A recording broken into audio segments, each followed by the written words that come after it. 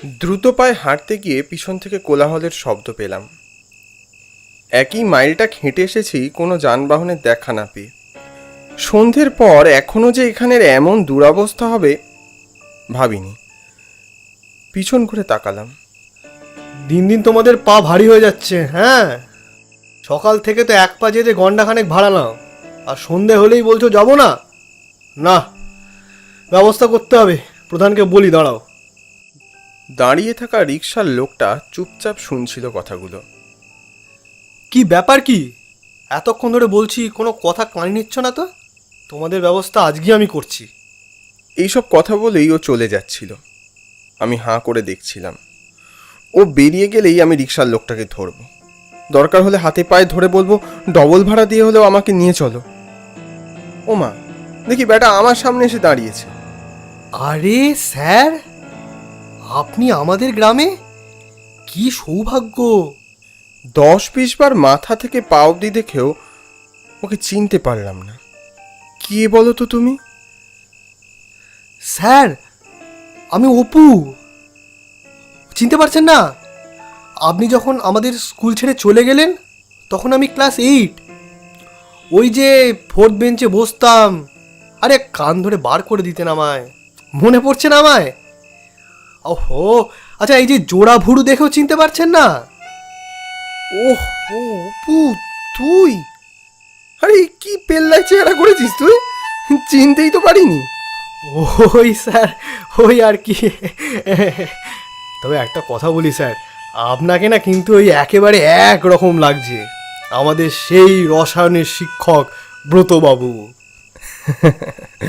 তা কি করছিস এখন?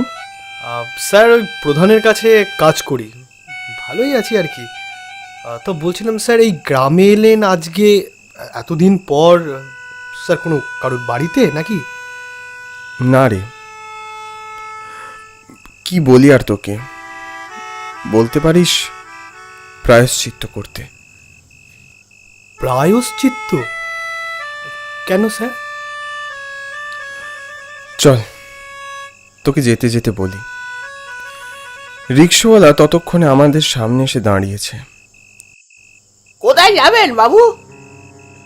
বটে, হ্যাঁ, এতক্ষণ ধরে আমি তোমাকে বললাম, তুমি গেলে না, এখন নিজে এসে জিজ্ঞাসা করছো?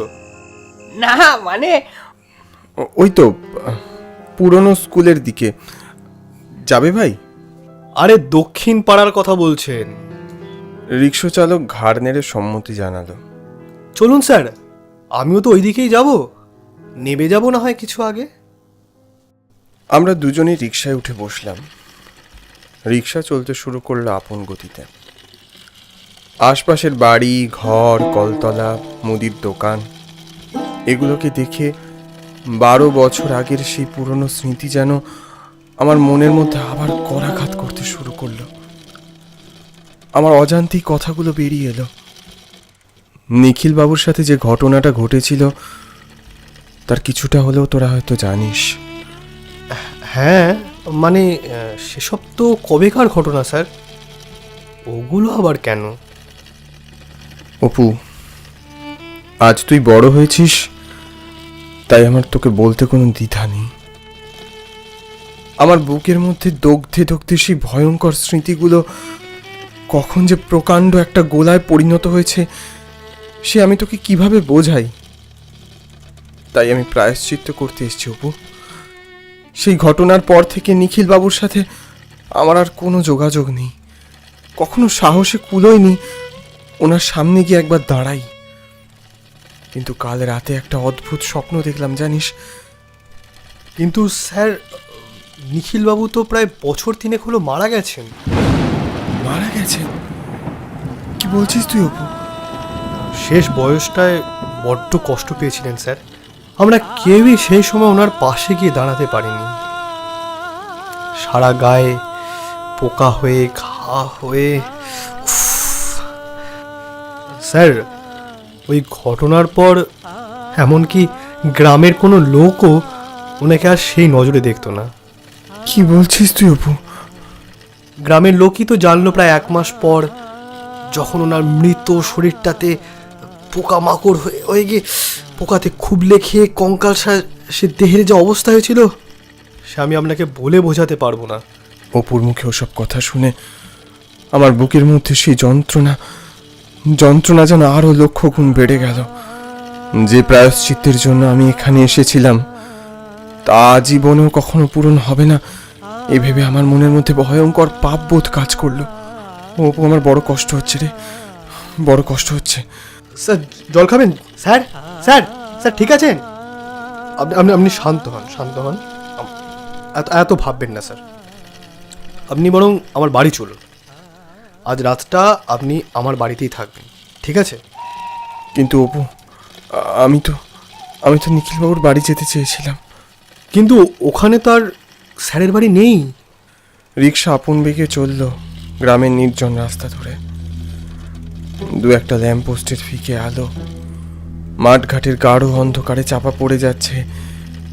দাদা, আপনি ওই সামনেই ওই বাঁদিকের রাস্তাটা ধরুন তো। এ কি বললাম তো, সামনের বাঁদিকের রাস্তাটা ধরতে। তুমি সোজা যাচ্ছ কেন বলো তো?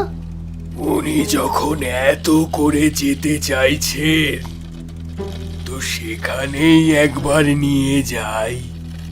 এই এই এই এই এই এই তোমার পাকামোটা থামাও তো, ওই যেখানে বলেছি চুপচাপ সেখানে নামাবে। এরপর রিক্সার গতিবেগ বেড়ে চলল প্রায় কয়েক গুণ।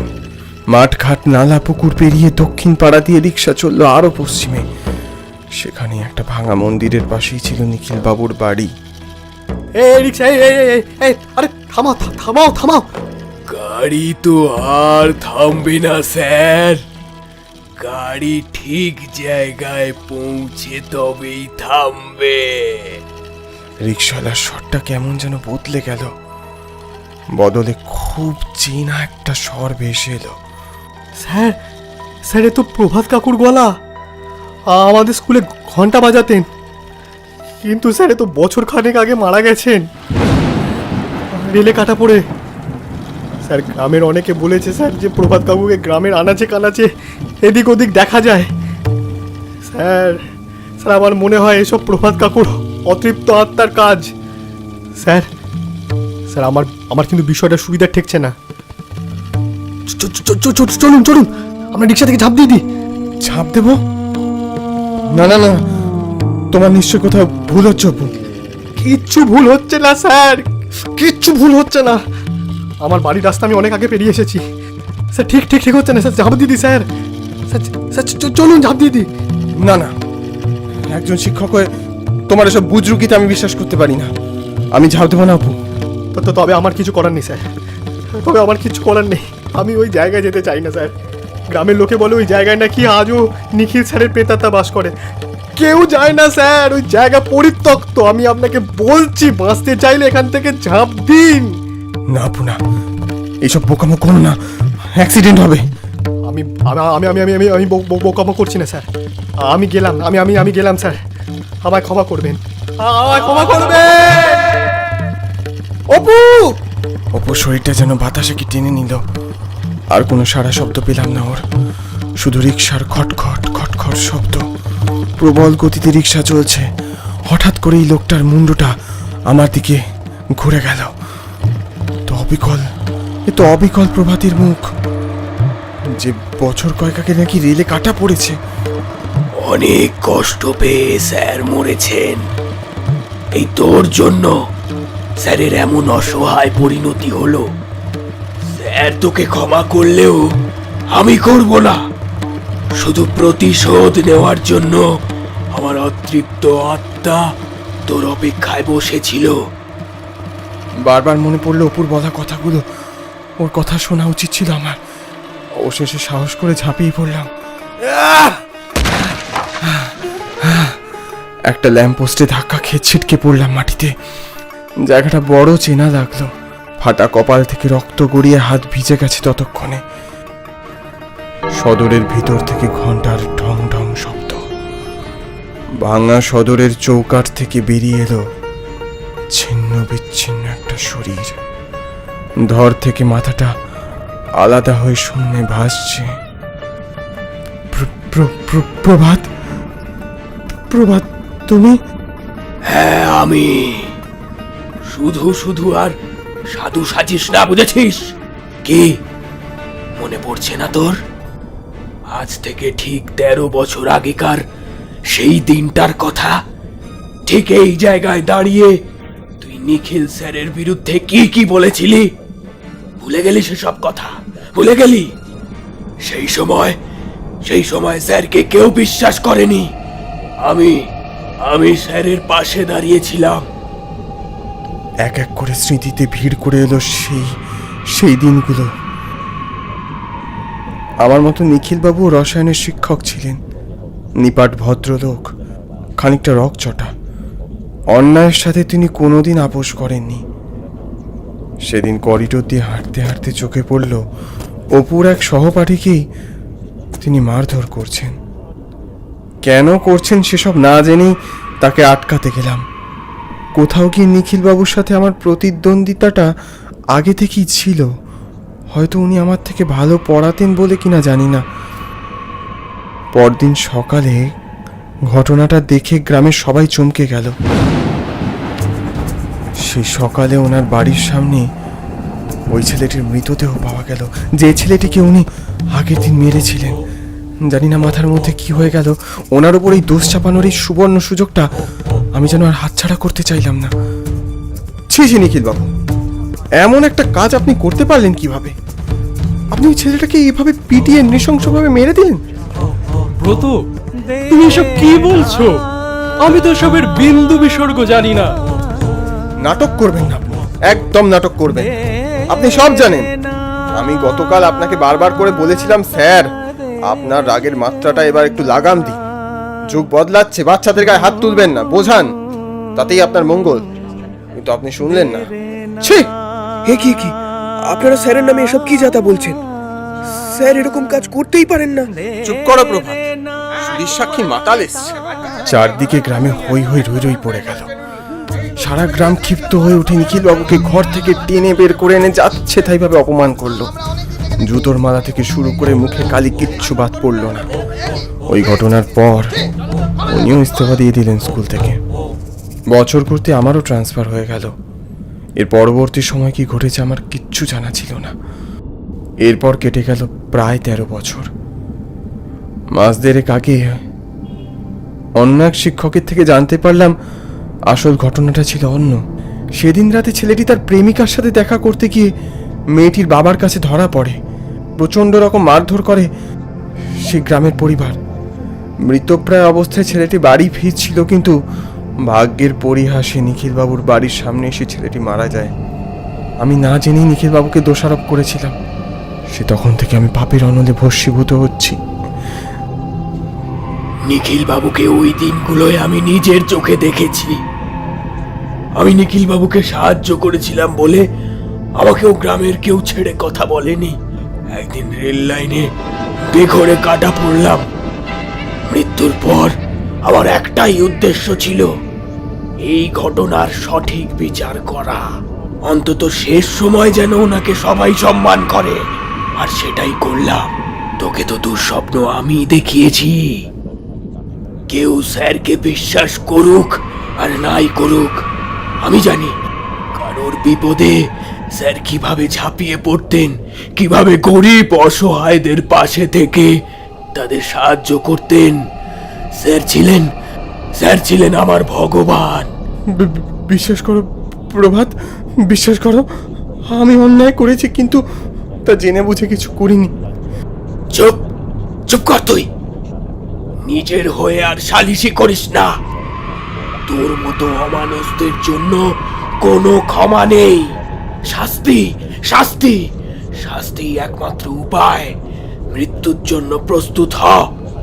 দেখলাম প্রভাতের একটা হাত দেহ থেকে বিচ্ছিন্ন হয়ে আমার দিকে এসে আমার গলা টিপে ধরল। কিছুক্ষণ সব নিস্তব্ধ। তারপর প্রচন্ড উজ্জ্বল একটা আলো আমার চোখ যেন ঝলসে দিল। মনে হলো সকাল হয়েছে। প্রভাতের সেই ধমকানো চমকানো শব্দ আর পেলাম না। কষ্ট করে চোখ খুলতেই দেখলাম একটা প্রকাণ্ড চেহারার অবয়ব, খুব শান্ত শীতল। নিখিলবাবু, আপনি নিখিলবাবু প্রভাতের হাত টেনে ধরল। কি করছোটা কি প্রভাত? মানুষকে ক্ষমা করতে শেখো। আমি ওনার পায়ে ঝাঁপিয়ে পড়লাম। স্যার, স্যার আমায় ক্ষমা করুন স্যার, আমি ভুল করেছি, আমি দোষী, আমি পাপ করেছি সেদিন। আমি কিছু না বুঝে শুধুমাত্র ঈর্ষার বশে, এটা আমার ঠিক হয়নি স্যার। ব্রত, উঠে দাঁড়াও, ওঠো। প্রভাত, ওকে ছেড়ে দাও। ব্রত, উঠে দাঁড়াও। মানুষ যখন অনুতাপের আগুনে নিজেকে দগ্ধ করে, তখনই তার প্রায়শ্চিত্ত হয়ে যায়। ওকে ক্ষমা করে দাও। কিন্তু কিন্তু স্যার, আপনার সাথে যে অন্যায় হয়েছিল তার কি হবে? ওকে ছেড়ে দাও, যেতে দাও ওকে, এ আমার আদেশ। প্রভাত, কথা শোনো। এরপর প্রভাত আর কিছু বলল না। নিখিলবাবু এগিয়ে এলেন, আমার কাঁধে ওনার হাতটা রেখে বললেন, দেখো ব্রত, আমি তোমাকে অনেকদিন আগেই ক্ষমা করে দিয়েছি। এই অনুতাপ পুষে রেখো না। আমার সাথে যা হয়েছে সেটা আমার দুর্ভাগ্য। তুমি ভালো থেকো, আরো 10টা ছাত্রকে শিক্ষার আলোয় আলোকিত করো, এটাই চাই। ওদেরকে নিজের সন্তানের মতো দেখো। ভালো থেকো, বিদায়। আশপাশটা হঠাৎ শূন্য হয়ে গেল। সব কিছুই আগের মতোই স্বাভাবিক, কিন্তু আমার মনের মধ্যে চলছে প্রচণ্ড ঝড়ের তাণ্ডব। স্যার আজও প্রমাণ করে দিলেন যে তিনি ছাত্রদের কতটা ভালোবাসেন, স্নেহ করেন। আর সবার আগে উনি একজন খাঁটি মানুষ। জীবনদানের ঋণে ফের ঋণী করে দিলেন উনি আমায়।